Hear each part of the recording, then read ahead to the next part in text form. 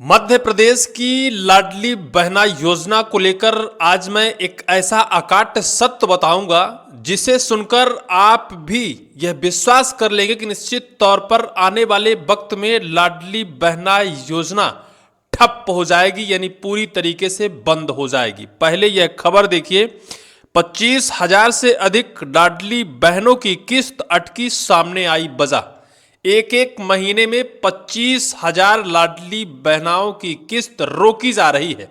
वजह सुनकर आप भी हिल जाएंगे और आप भी इस योजना से जो आशा, उम्मीद, और आपको अगर लगता है कि इस उम्मीद, इस योजना के सहारे हमारी जिंदगी सफल और सुगम हो रही है, तो फिर आप भी विश्वास छोड़ दीजिए, क्योंकि कब, कहां, कैसे आपकी भी किस्त रुक जाए कोई कुछ कह नहीं सकता है। हालांकि यह योजना मध्य प्रदेश सरकार के लिए दुधारू गाय से कम नहीं है।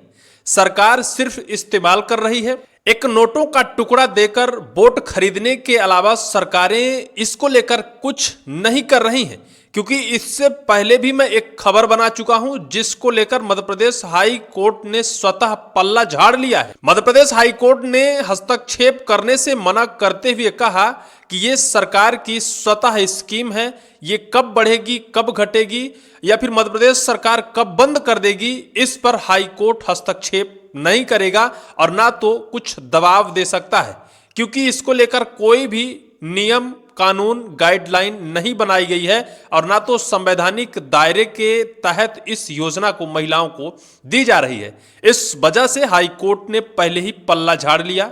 इसके बाद विधानसभा बजट सत्र के दौरान विपक्ष के सवाल पर मध्य प्रदेश की महिला बाल विकास मंत्री, यानी लाडली बहनाओं की जो मंत्री महोदय हैं, निर्मला भूरिया जी ने खुलकर जवाब दिया था और कहा था कि कब से नया रजिस्ट्रेशन होगा, हम लिखित जवाब देने में असमर्थ हैं।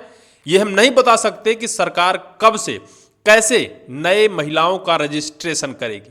लेकिन उससे पहले ये तो नए महिलाओं के रजिस्ट्रेशन की बातें बाद में है। जो लोग पेंडिंग है, जो महिलाएं पेंडिंग है, सरकार उन्हें योजना का लाभ देगी कि नहीं देगी, या फिर नहीं देगी तो कब तक नहीं देगी।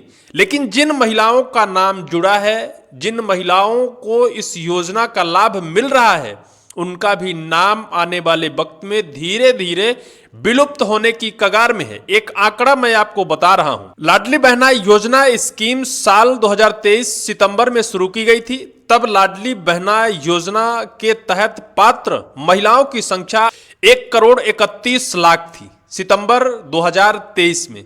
2026 जनवरी यानी 27 महीने बाद 1,24,00,000 लाडली बहना सिमट कर रह गई, यानी 27 महीने में 6,28,000 लाडली बहनाओं को इस योजना से अपात्र कर दिया गया, आउट कर दिया गया। कुछ लाडली बहनें हैं 60 साल की उम्र पार करने की वजह से अपात्र हो गईं, लेकिन इतनी ज्यादा संख्या में महिलाएं आखिर 60 वर्ष 27 महीने के दरमियान ही कैसे पार कर गईं? आप सोचिए, कैसे इसे दुधारू गाय की तरह मध्य प्रदेश की महिलाओं के ऊपर सरकार इस्तेमाल कर रही है। सरकार ने यूज किया। क्या वो 6,28,000 लाडली बहनाएं जिनका नाम अपात्र की श्रेणी में डाल दिया गया, उन्होंने सरकार को वोट नहीं दिया था? उसी वोट के बदले तो सरकार ने इस किस्त या फिर इस रकम को महिलाओं को देने का वादा किया था। लेकिन आप कल्पना करिए, अगर इस 6,28,000 महिलाओं के कैलकुलेशन 27 महीने से करेंगे, यानी 6,28,000 बटे 27 करेंगे तो 23,259 आ रहा है। यानी एक महीने में 23,259 महिलाएं हर महीने विलुप्त हो रही हैं। तो क्या 23,259 महिलाएं 60 वर्ष पूर्ण कर रही हैं? निश्चित तौर पर कुछ महिलाएं ऐसी हैं जो 60 वर्ष पूर्ण कर रही हैं, इस वजह से उन्हें अपात्रता की श्रेणी में डाला जा रहा है। लेकिन इतनी बड़ी संख्या में महिलाएं अपात्र नहीं हो रही हैं। अब आपको हम एक सच्चाई बताते हैं। 25,000 से अधिक लाडली बहनों की किस्त अटकी, सामने आई वजह। 25,000 लाडली बहनों की किस्त अटकी है एक महीने में। आखिर वजह क्या है? वजह समझिए। प्रदेश में 25,000 से अधिक लाडली बहनों का भुगतान इसलिए रोक दिया गया क्योंकि उनकी समग्र आईडी डिलीट हो गई है।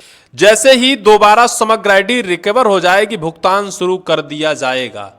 ये कौन सी वजह है भाई? ये कौन सा खेल है सरकारी सिस्टम के अंदर कि उन्हीं के रोजगार सहायक, उन्हीं के सेक्रेटरी, उन्हीं के सरपंच, उन्हीं के पंचायत प्रधान लाडली बहना योजना के अंतर्गत जो समग्र आईडी है अपडेट करते हैं, डिलीट करते हैं, जोड़ते हैं, जो सरकारी कर्मचारी होते हैं। अगर लाडली बहना योजना के तहत 25,000 लाडली बहनों का नाम समग्र आईडी से डिलीट हो गया है, तो क्या यह माना जाए कि सरकारी सिस्टम के अंदर बैठे ही जो पंचायत प्रधान हैं उनके षड्यंत्र और साजिश के तहत 25,000 लाडली बहनाओं का नाम समग्र आईडी से डिलीट करा दिया गया? इस वजह से उन महिलाओं को अपात्रता की श्रेणी में डाल दिया गया।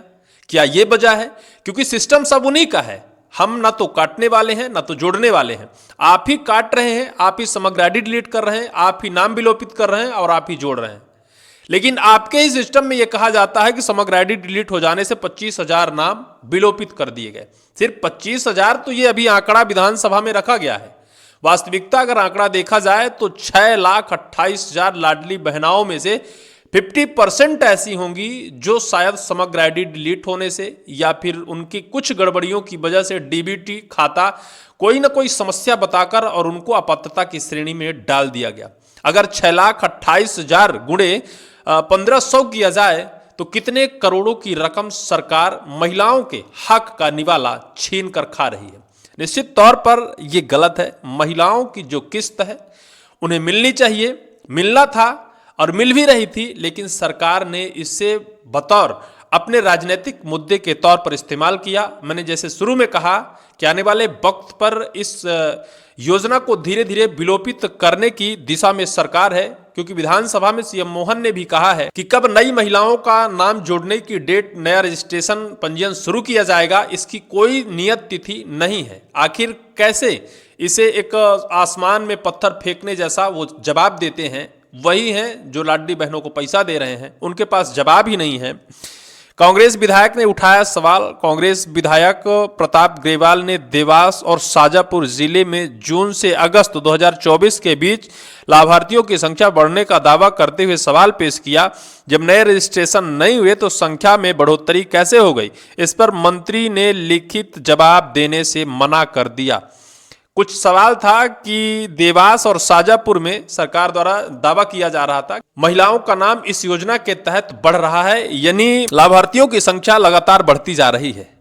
तो कांग्रेस विधायक ने सवाल किया कि जब नया रजिस्ट्रेशन ही नहीं हुआ तो आखिर किस वजह से महिलाओं का नाम बढ़ा गया?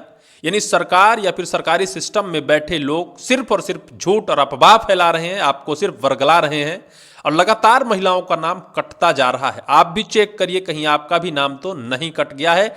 आने वाले वक्त में बहुत बुरी हालत होगी लाडली बहना योजना की, ये अंदेशा अभी से साफ तौर पर देखा जा रहा है।